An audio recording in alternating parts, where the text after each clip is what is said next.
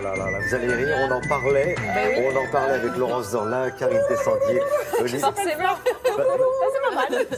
Mais ce travail à la réalisation, mais c'est incroyable. Formidable. On ne s'est rien dit et tout à coup, hop, la soupe aux choux. Pourquoi? Parce que Karine Tessandier est là.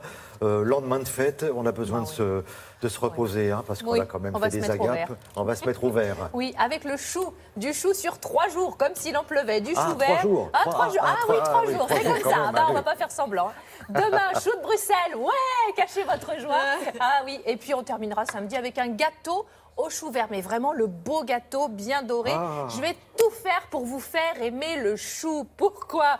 Parce que le chou, ça, c'est bon pour la santé, c'est riche en minéraux, c'est riche en fibres. Il y a de puissantes molécules qui seraient antioxydantes et on le sait, ça facilite aussi le transit. Voyez-vous, après ces fêtes, il faut éliminer. Donc c'est l'ami de nos assiettes pour le moment. Alors une petite soupe au chou avec plein de légumes, des carottes, des poireaux, des pommes de terre. Voilà, histoire de nettoyer un petit peu l'organisme. C'est plutôt simple, mais il faut éplucher. Bon. C'est parti. Voici la soupe au chou pour reprendre votre, on va dire, ligne en main. Un chou vert, des pommes de terre, des carottes, des poireaux, oignons, un petit peu de tomates pelées, du bouillon de légumes, de l'huile d'olive, de l'ail, des clous de girofle, de la ciboulette, du curry. Bref, on va donner du goût parce que le tout, voilà, c'est de quand même se régaler, hein. Le but du jeu, c'est pas de manger un truc tout fadasse. Alors le chou, vous allez me dire, je le digère pas et je vais vous dire, ben oui, c'est souvent le cas. Alors pour faciliter la digestion avant de le faire cuire, vous allez le plonger dans un grand liquide d'eau bouillante salée.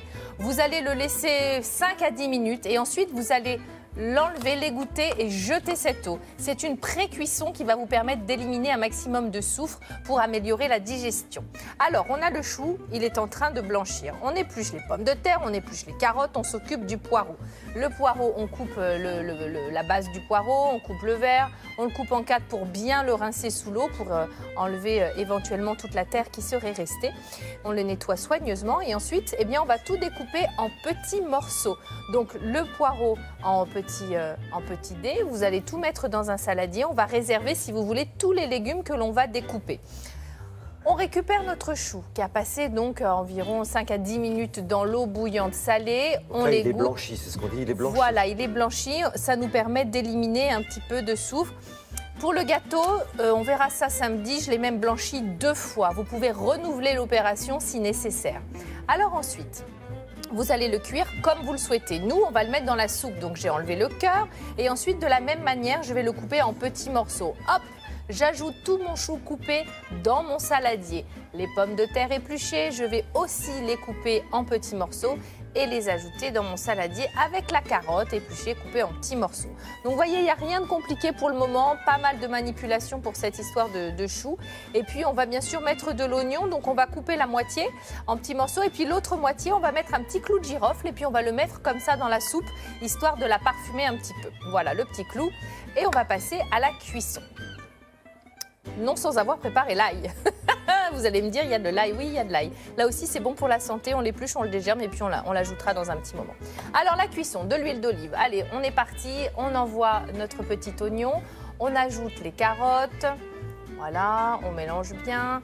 On va également ajouter le chou, le poireau. Alors, voyez, là, on fait vraiment le plein de vitamines, hein. Si vous en avez un petit peu manqué pendant les fêtes, là, ça va vous requinquer. Les pommes de terre. Prenez une grande marmite dès le départ parce que ça prend pas mal de place tout ça. Et puis j'ajoute, oui ça va redescendre un petit peu mais pas tant que ça. J'ajoute quelques petites tomates pelées, donc entières.